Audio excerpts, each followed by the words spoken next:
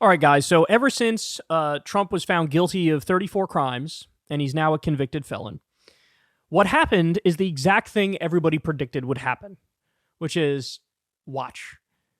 The conservatives, the Republicans, they used to be all about law and order. Law and order. Trump himself, law and order. Now, that's out the window. Now they're going to sound like they love criminal justice reform and rehabilitation, and people are even joking on Twitter where they do a Trump speech pretending like he's advocating for prison abolition.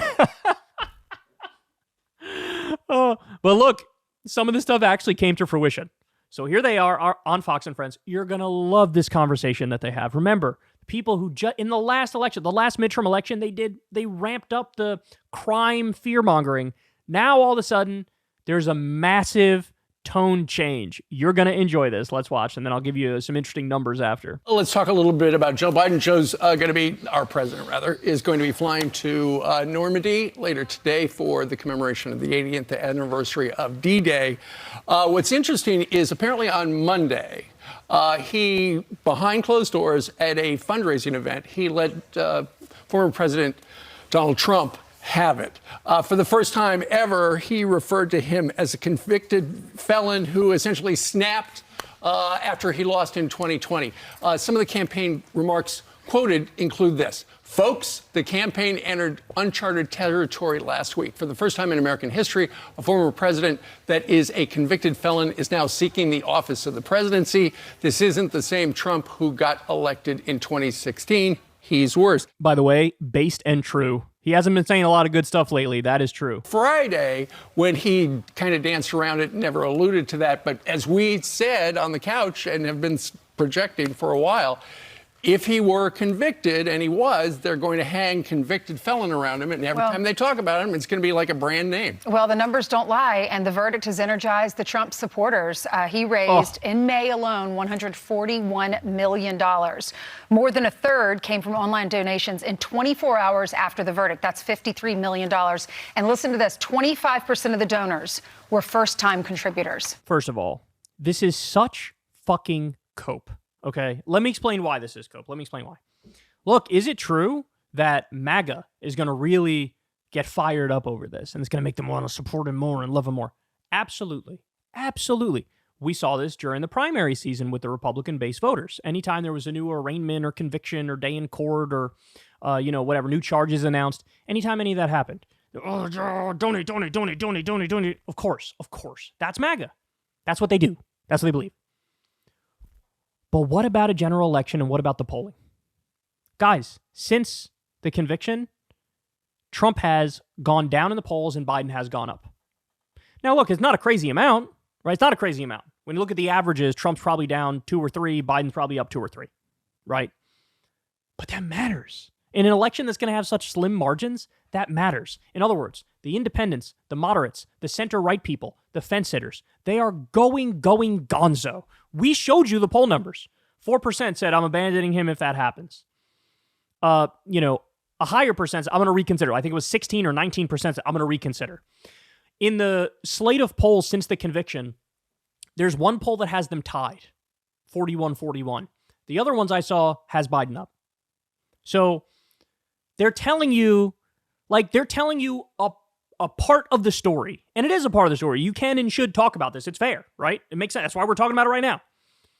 But also, don't bury the things that make your boy look worse. But that's what they do. It's just so dishonest. You have to give the whole picture, not just a part of it. They're giving the part of it of, oh, look, the donations went up and his people are even more. Yeah, okay, but what about the overall poll numbers for the election, for the race? Because they're really holding on to this fantasy. This is going to be good for him. No, it's not the primary. It's now the general election. It's not true that it's going to be good for him. I will grant you this. I'll grant you this for sure. It's possible that when all is said and done, it just amounts to nothing. That we come back to homeostasis and the numbers revert to where they were before the conviction. That is definitely possible. But it's not, the opposite is not possible. It's not like it can help him. It will either hurt him or there will be no change in the long run. It will not be, oh yeah, it helped him. No way. All right, but I haven't even gotten to the best part yet. I got to stop talking. Here we go. There's so many convicted felons out there that maybe they had an addiction, or they feel they were unjustly charged, or they had a indiscretion in their younger life, and they feel as though, not being able to vote, even though the president can vote in Florida, not being able to vote, not being able to travel to certain places, this is a skull they live with.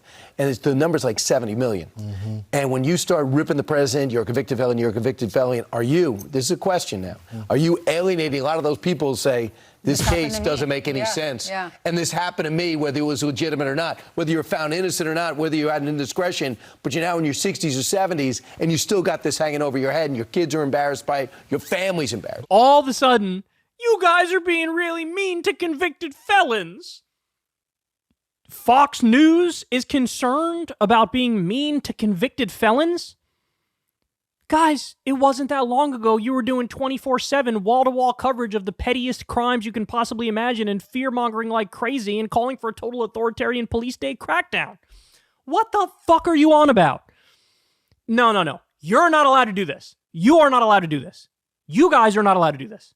Now they're like, oh, but bro, what about the convicted felons, bro? Maybe we're being unfair to them, bro. By the way, people are not dumb.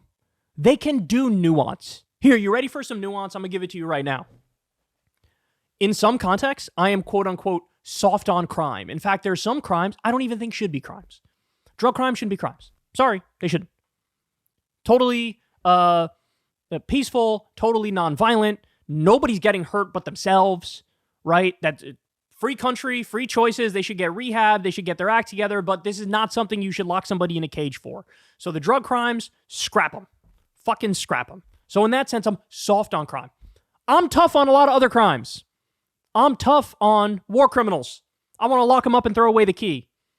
I'm tough on Wall Street criminals who helped crash the economy and ran out the back door with all the money, getting paid bonuses when they crashed their own companies. I think they should have all been locked up. I'm tough on Wall Street criminals. I'm tough on war criminals. I'm tough on people who commit murder or rape or robbery, right? Like, I'm tough on those. I'm sorry. Those are the things I'm tough on. Okay, people are smart enough. Somebody could have been convicted of a stupid fucking drug crime, spent a couple years behind bars, got out, and they could be watching the Trump coverage where he's a convicted felon, and the Democrats call him a convicted felon. They could be sitting there like, yeah, fuck it, this guy deserves it. Why? As we always point out, I don't care what you got Trump on. It's like getting Al Capone on tax evasion, right? This is a guy who's been a criminal his whole fucking life.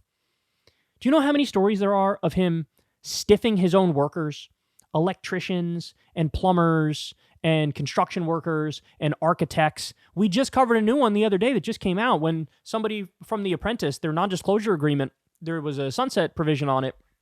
Now that's over with. He comes out and tells a story about not only how Trump used the N-word behind the scenes during The Apprentice, but he met the guy who was the architect of Trump's New York golf club, and the guy said, yeah, Trump actually didn't pay me. He paid me for the first half. It was supposed to be half now, half later. He didn't pay me the second half. And if I were to take him to court, I would end up spending more money than I would get back, even if they sided with me. And so I just ate it. But he didn't pay me. He stiffed me. Do you have any idea how much fucking money that guy probably got stiffed? Hundreds of thousands, at the very least. And he's not the only one.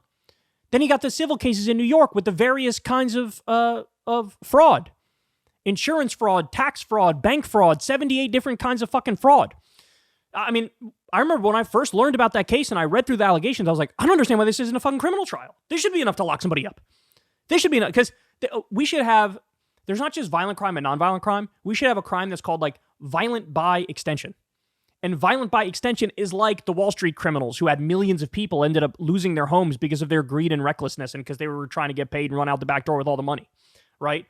So that's like a violent by extension thing. Trump did so many violent by extension things, but not only that, he also did outright violent things. Remember the very first military action Trump did as president? He approved a raid that ended up killing a young American girl. It was a raid that even Barack Obama was like, I can't do this one. There's not enough evidence. There could be innocents around. Trump approved that. What are we really talking about here? He tried to fucking coup Venezuela. He says he wants to do war with Mexico in the second term. He ripped up the Iran agreement. He illegally assassinated a top Iranian commander, nearly leading to an outright hot war at the time with Iran. It led to some retaliation where some U.S. soldiers died. The list of He signed a pro-torture executive order. I'm going to sit here, the guy who fucking greenlit torture, which is illegal and also unconstitutional in this country because it's cruel and unusual punishment. The guy who greenlit that, I'm going to sit here and go, no, he's not a convicted felon. He's not a bad guy. People are smart enough to make that distinction. They are smart enough to say, yes, this person going down for a drug crime, that's total bullshit. But this guy has been a criminal his entire life, and he had it coming. And that's what I think most people think, bro. That's what the polls are reflecting. Every poll you see on this, most people say now, I don't think he should be allowed to run. I think he should be donezo. So but yeah, Fox News is really concerned about the feelings of convicted criminals now. This is going to really backfire on the Democrats. The convicted criminal demographic is going to really run to Republicans.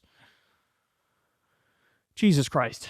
All right. By the way, I told you I'd share you one thing. This is amazing. And this is really good evidence of like why the mood is what it is on Fox News. You ready? When you asked Republican voters in April, should a convicted felon be allowed to run for president? Only 17% said yes. When you ask them now, 58% say yes. That doesn't require any more commentary, does it? So if you remove Trump from the equation, it's just a broad, hey, convicted felon, should they? I'm sure even before April, I'm sure if you did this poll in 2006 or whenever, it would literally be like maybe 7% of Republicans said convicted felons should be able to vote or run for president, I mean. Now it's 58%. Says a lot, doesn't it? Hey, y'all, do me a favor and like and subscribe. It helps out big time in the algorithm. Click the bell as well for notifications when videos drop, and watch that video on screen right now. You know you want to.